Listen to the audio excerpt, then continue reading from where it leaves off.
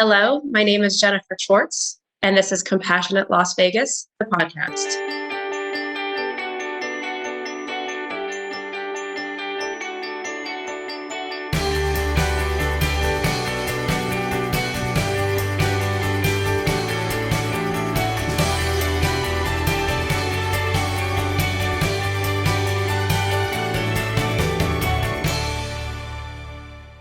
Welcome to Compassionate Las Vegas, the podcast. I'm your host, Will Rucker, and I want to thank you for joining us for this special season 4, where we're diving into the world of elections and politics and government and really community. So our guest today is none other than Jennifer Schwartz. Welcome to the podcast. Thank you for having me. I am so glad you're here. So I had the privilege of meeting you actually at an event for Edgar Flores, and I think you had filed maybe that day. Not that Probably. day. And so, it was really, really cool just to see your energy and to know that you were entering into this world. So before we get into all of that, I just want to set our baseline and ask you this. What does compassion mean to you? Or you could say, how do you define compassion? So I would say compassion is a combination of action on empathy. Empathy, understanding, being conscious of other people, their issues, their concerns, but then trying to act on it in order to help people address whatever their issues are, giving yourself or giving myself to other people in order to assist them, to make them feel better and be better. I really like that. Make you feel better and be better. Like that's so great. And I like that you include the action as part of that. A lot of folks think of compassion just as the feeling, but one of my goals with this podcast is to really get that feeling into action. Right. So thank you for highlighting that. Yes, I have found that people like to tout their love for their community, but don't want to do a lot to help their community, which I think is the antithesis of helping. I've never understood it. I've never lived my life that way. So I really appreciate this kind of forum and being able to speak with you about all of this. So before we started recording, we were talking a bit about why you decided to run. So I said, let's stop. Let's get the camera going because I really want to hear that. And I want our audience to understand, because you didn't plan to be a judge. This is something that you really felt compelled to do. So let's talk about that. So I certainly never went to law school with the anticipation or hope of becoming a judge. I went to law school for a variety of reasons. My paternal grandparents are Holocaust survivors. They were among the very lucky few who were forced into concentration camps and were ultimately liberated by the Allies. They immigrated to this country. They learned a new language. They landed in Flint, Michigan, a little town outside near Detroit. Okay, I've got to pause you there because I don't think I knew that. I'm from Detroit, and I have a whole bunch of cousins in Flint. So yeah, really, really cool. Yeah. So that's where they moved to. They worked in the automotive industry, of course, in tailor shops. But while living there, they relearned how to be a family, how to be a community, and how to live. And they taught me that. They taught me that hard work, compassion, and integrity truly are the defining characteristics of a good person. They were products of a dictatorship government that destroyed lives, homes, committed genocide. And they instilled in me the need that we need good people around, whether it's in government, whether it's in power, or just people. Because if you're not protecting other people, you're not going to be protected later. And so that's one of the reasons I ended up going to law school. I knew that there was so much out there that needed help. And I'm an able-bodied, able-minded person. And so I wanted to be able to provide that help. And then after law school, I clerked for then District Court Judge Michael Terry in 2017. which, foreshadowing, that's the one I'm running for now. I'm trying to go home. But then I've worked, and then I worked in the public defender's office. I've been there for 18 years. I like my job. I like what I do. I help people who no one wants to help. These are people who can't afford an attorney and no one's running in to help them. And I've done a really good job of it. But through my 18 years as a public defender, I've witnessed horrible judges constantly take the bench. Some of them are just straight tyrants who think that tough on crime. I think that's the phrasing, tough on crime, which really just means mass incarceration. That doesn't solve any problems. And frankly, I just got sick of complaining. A good friend of mine, Belinda Harris, used to say, "Stop complaining, act." And this position came open, and I'm taking Belinda's advice. I'm acting. I'm putting myself in a position where I know that I can be the judge that this county needs. Again, I had no intention of ever doing this. My plan was to retire from the public defender's office, to continue to help new lawyers grow and teach people how to properly and zealously advocate for our clients. But, I just got sick of complaining. So that's why I'm doing this. I love it. And I'm in a very similar situation. This podcast was birthed out of the fact that I wanted to hear something positive and inspirational sometimes. So that's why you have folks like yourself on. You mentioned the tough on crime piece. And one of the things that our network as a whole, Compassionate Las Vegas, focuses on is restorative justice. And our lens, restorative justice, is really a way for those that cause harm to actually take responsibility for what they've done and to make it right. And you mentioned mass incarceration hasn't been effective, and I think the data really shows that. For sure, the numbers definitely start to show that. Can you really bring compassion to the bench? Is that really something that is viable in our world today? Yes. I mean, I sadly, there's been a tradition of losing compassion from the bench, looking at people not as people, but as numbers, or just straight judging them, doing the proverbial judging a book by their cover without actually understanding what's going on. And that's what I want. That's what I will do. It's not that I want to do it. I will do that. I can sit on a bench. And look, to be perfectly clear, community safety is obviously the number one priority. There are people that, frankly, they don't do well when they have their freedoms and their liberties. They create harm and injury and things, there are people that do that. But there are so many people who are in custody that don't. And that's the frustrating part. We have so many people in custody who should not be in custody, but you need that compassion. You need the integrity to understand who they are so that we can have these people who are in custody, have them out, get involved in programs, but also working, building our community. When you have someone who's in custody, they're not working. They're not supporting themselves. They're not supporting their families. They're losing their homes. They're losing their livelihoods. Incarceration is certainly not benefiting them. And if it's not benefiting them, it's not benefiting society, because what are we as society going to do afterwards? They're eventually going to hit the streets, and we're just going to spend more tax dollars on trying to keep these people away from us versus helping them, teaching them. That's where the compassion comes from. That's where my compassion is focused in on, is understanding we need to build our community, and it starts partially in the courtroom. I mean, all of that is so right in my view. And as you started, one of the things I was thinking is sadly, we tend to have to defend doing the right thing and having compassion for folks. And we have to give all these disclaimers like, yeah, we want public safety. And yeah, we want to make sure, those that need to be incarcerated are like, and that shouldn't even be a thing. That should be like a given and a baseline for us. And it's such a small percentage of the population that, gosh, can't we do better by the majority of folks is kind of how I view it. Right. One thing I wanted to ask, kind of in that same vein, is around how you retain that compassion. And here's what I mean.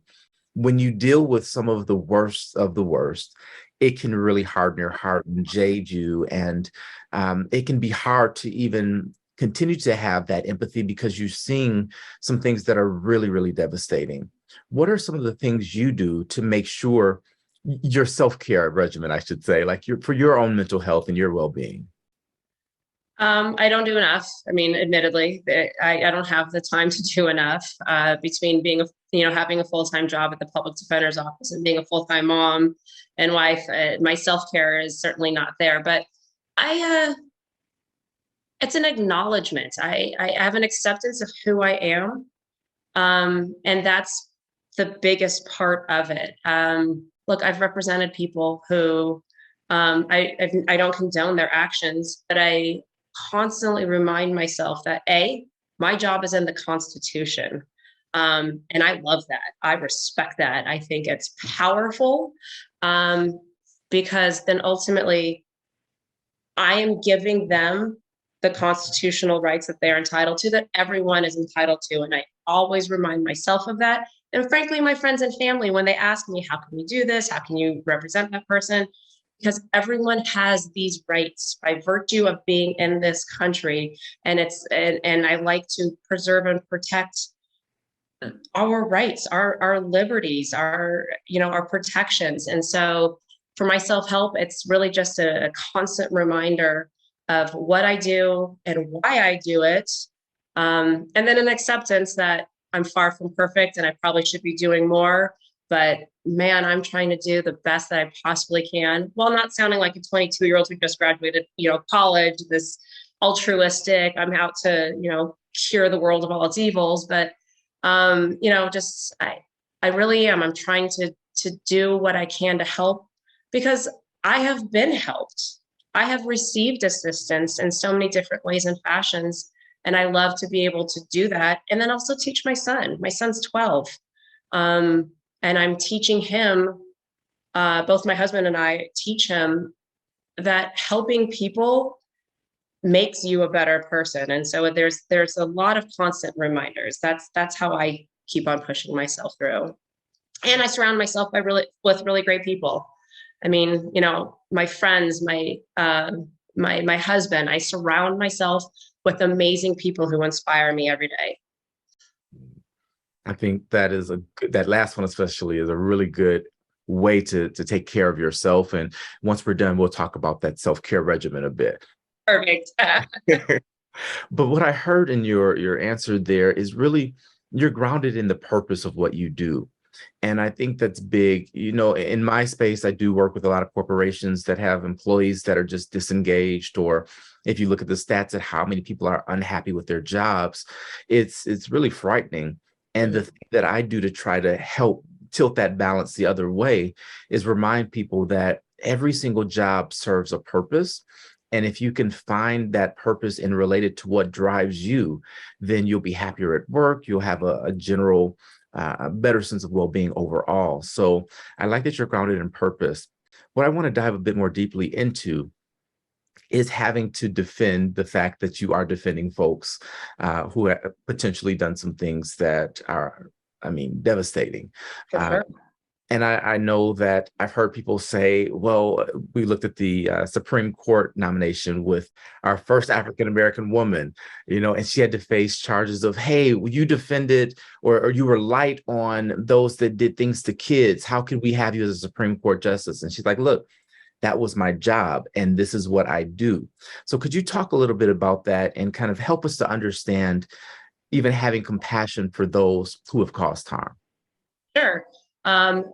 When that nomination process went through, I don't want to say my blood was boiling, but I was certainly offended. It's offensive that, the same people who say, how can you do what you do, are out there also saying, oh, we're all about freedoms and liberties and, our Constitution, but I guess only for some. And that's the frustrating part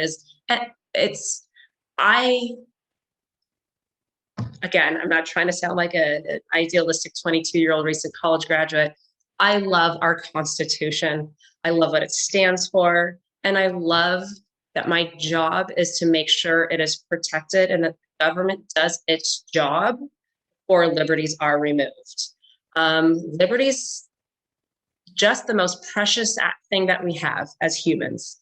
And to have that removed, there needs to be a substantial burden on the government in order to remove that. And so when I represent people who are accused and, frankly, have committed horrible offenses, it's like I said before, I remind myself that their constitutional rights are the same as my mother's. And if that person is going to be, if that person is going to lose some of their rights, then that means my mom is losing some of her rights. I love my mom, obviously. She's a great lady. And she built me to be the strong woman that I am as well. So when, again, like going back to that, I don't condone actions, but why would I want to allow the government to remove the most precious of things that a person can have if they can't prove it, if they can't do the work, if they can't demonstrate it? If they can demonstrate it and they do the job the correct way, then fine. That's the process. But don't take my mom's rights away from her. So that's why, so don't take anyone else's rights away, because that's just how I always view it. That's how I always focus. It's protect my mom, protect the world. Yeah, I love that. And making it personal, it's almost as if in my faith tradition, we're taught to love each other unconditionally and to treat each other the way we want to be treated. And that's really what I'm hearing in your approach. And you take it a step further with like, look, my mom, if this was my mom, how would I want this to be handled? So Right. That's amazing. I do want to ask this, and this is kind of a different way to go about it, but indulge me. Sure. If you had a magic wand and you could make a change that you think would that idealistic 22-year-old, bright-eyed, rose-colored glass-wearing person would have, what would that be? It's funny. I've always had a line when people are wanting me to do something for them, and I always say I went to law school, not magic school. I don't have a magic wand. Um,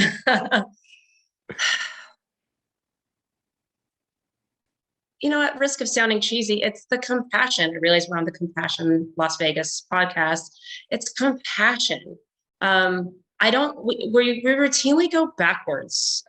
We make strides as a society as a whole, and then we starts going backwards, and then we start covering up the reasons why we're going backwards, but we're still going backwards, and it's because we're lacking compassion. And but with compassion comes understanding. And at least in the judicial system, if I can wave the magic wand, and again, this is going to sound a little silly, it's the removal of implicit bias. If we can somehow figure out how to remove implicit bias, look, there are going to be people out there that are actively and outwardly spewing hate. Can't do anything about that.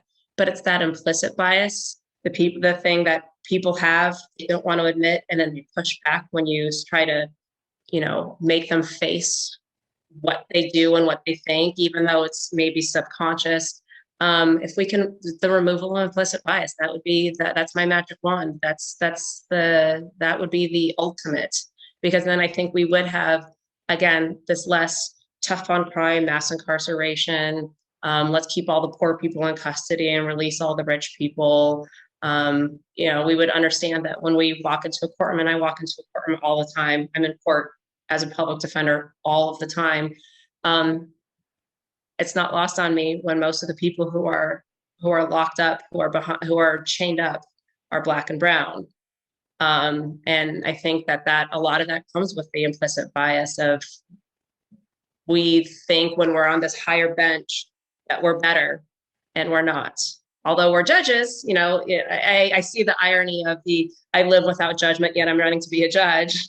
But there has to be an acknowledgement and understanding of what we do and how we need to fix it. And so that would be it, I think. Yeah. Well, I'm heading down to Excalibur to grab Merlin's wand for you because that I think is Okay. what we need to do. Wow. I mean, that alone would revolutionize the world, even just an awareness and the ability to admit that, yeah, I do have this bias. I do see things that way. And not being afraid that being honest is going to be a hindrance, I think would be Right. a great outcome from that. Jennifer, I want to thank you so much for joining the program. I mean, I could talk to you all day. I think there's so much that you bring, and I'm just so glad that you have honored our community in this way by putting yourself out for service. And it's not an easy thing that you're doing. So I take my hat off to you, and I just want to say thank you for doing it. Thank you so much for having me. This is quite the adventure. It's quite the journey, but I really like it. I enjoy what's happening. I'm meeting people that I ordinarily would not have. And I thank you. I thank you for your time and making time for me and having me on the show with you. Absolutely. And to our audience, I want to thank you again for tuning in to this episode of Compassionate Las Vegas, the podcast. I'm Will Rucker, and as I always remind you, you are not just a drop in the ocean. You are the entire ocean in a drop, and what you do matters. So live compassionately. I'll see you on the next show.